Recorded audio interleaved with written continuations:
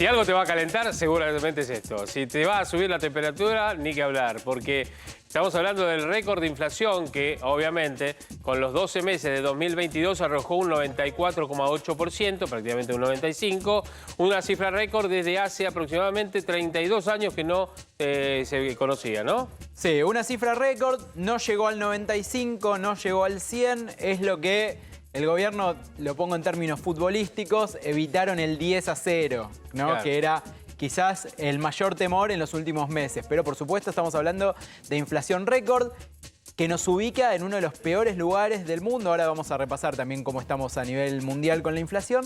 Pero algunos precios que llamaron la atención, algunas cuestiones que superaron, sí, ese 100% de inflación que nos quería llegar el gobierno. Vamos a repasar cuáles son esos productos que tienen más del 100%. Bueno, vamos primero de los alimentos. Pan y cereales, 108,8%. Pan y cereales. Bueno, cuando vos vas, obviamente, a la panadería, pero también cuando querés comprar el pan lactal, Sí. ¿no es cierto? Ahí ves el monto tan elevado del pan lactal, es carísimo. Hemos visto el otro día recorriendo, ¿te acordás que nos contaban? Está alrededor de entre 600 y 800 pesos. ¿Vos habías el pan dicho lactal. 500 el caro? Yo había Estaba dicho 800, 500. el Sí. tranqui, digamos, Me quedé, el me estándar. quedé corto. Y además también las galletitas, ¿no? Estamos hablando de productos que subieron por encima, muy por encima del promedio de 94 y pico por Estos ciento. primeros, Pablo, que decís, 15% arriba. Sí, sí. ¿No? Más o menos. Exactamente. Leches y lácteos, 110,4%. Aceite, 112,1%. Frutas, 129,1%. Veníamos hablando del tema en alguna nota que hacíamos de la importancia de estos alimentos. Hoy fui a la frutería, me agarré la cabeza. Azúcar y chocolates y golosinas, 104%. Verdura, 174,4%. Casi 200%, o sea, lo saludable además, ¿viste? Verdura. Exactamente. Bueno, Yo te digo, bebidas alcohólicas. Perdón, Pablo, pero en esto que estamos viendo, ¿no? Viste que a veces te dicen acopiá. Si podés, tenés unos mangos, acopiá. Estas no podés acopiar. No, nada. El azúcar sí.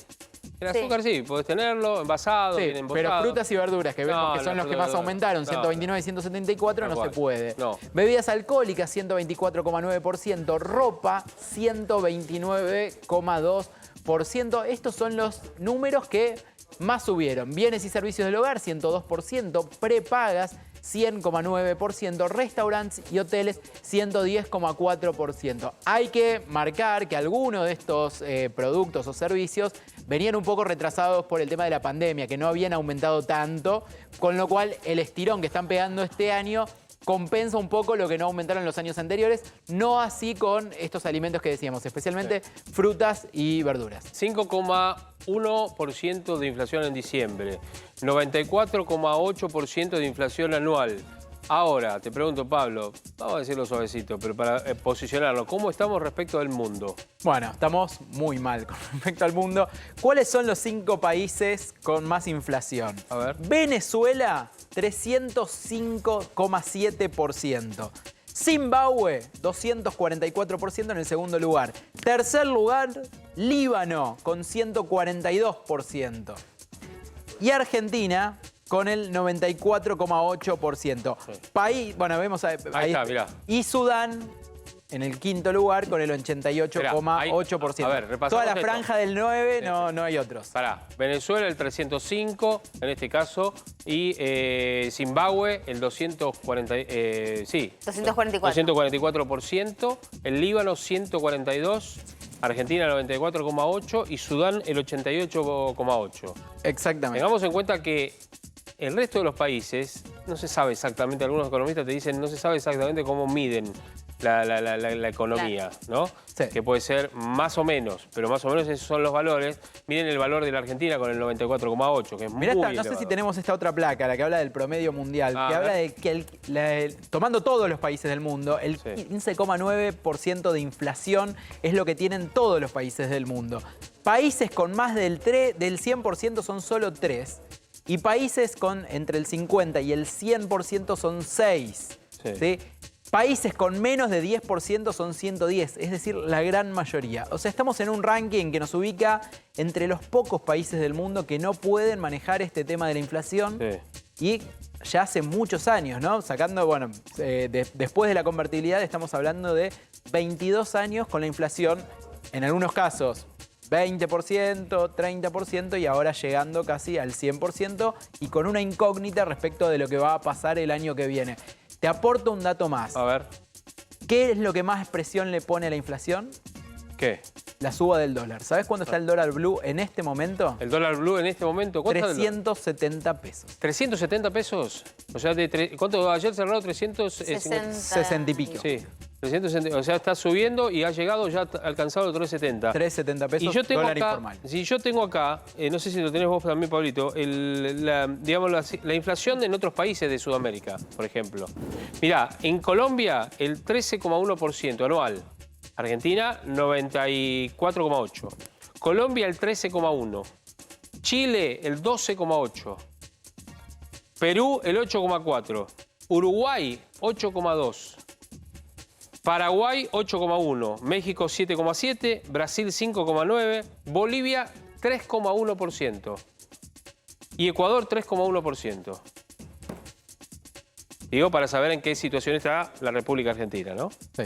Como te decía, en el top de abajo de la tabla mundial, un problema que en la Argentina no se le encuentra solución. Bien. Vamos a tomar contacto con Gabriel Camaño, que es economista, por supuesto, y que está con nosotros. Gabriel, gracias por aguardarnos primero y por estar con nosotros también este viernes.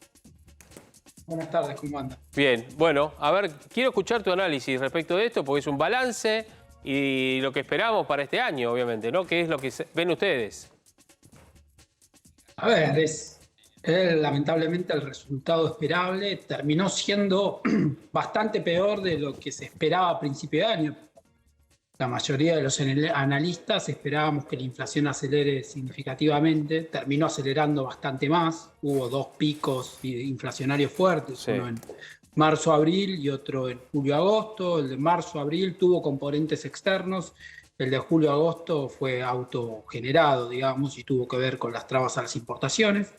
Y bueno, y en realidad que no haya terminado 100, yo los escuchaba recién como nombraban bien todos los precios, hubo un precio que es muy importante, que tiene un peso más o menos de más de 7% en el índice total, que creció muy por debajo del 100, que creció 62%, que es el precio de la carne vacuna, que sobre todo se desaceleró en el segundo semestre del año producto de la sequía y como eso hace que vaya más oferta. Si eso no hubiera pasado con la carne, probablemente la inflación hubiera sido 100 o más. Claro. Y eso fue muy marcado en el segundo semestre y sobre todo hacia fin de año. La carne se abarató en términos relativos un 20%, la carne como grupo total y la carne vacuna bastante más. La que lideró, digamos, ese retraso fue la carne vacuna.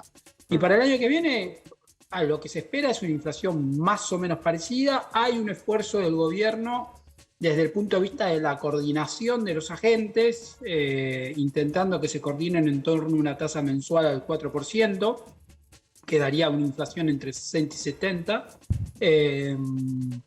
Pero por ahora pareciera que eso tiene pastas cortas, digamos. El propio gobierno está haciendo correr al tipo de cambio por encima de esa meta, con lo cual parece poco probable de que sea una coordinación duradera, digamos, que se pueda sostener en el tiempo. De hecho, los sindicatos parece que se alinean, pero después cuando llegamos a marzo nos damos cuenta que es una alineación hasta ahí, porque los acuerdos salariales se cierran con cláusulas de ajuste o con revisiones en agosto o en septiembre. Entonces, en realidad, firmás la primera paritaria línea con el número que bajó el gobierno, pero después tenés 2, 3 paritarias más en el año como para achicar la diferencia.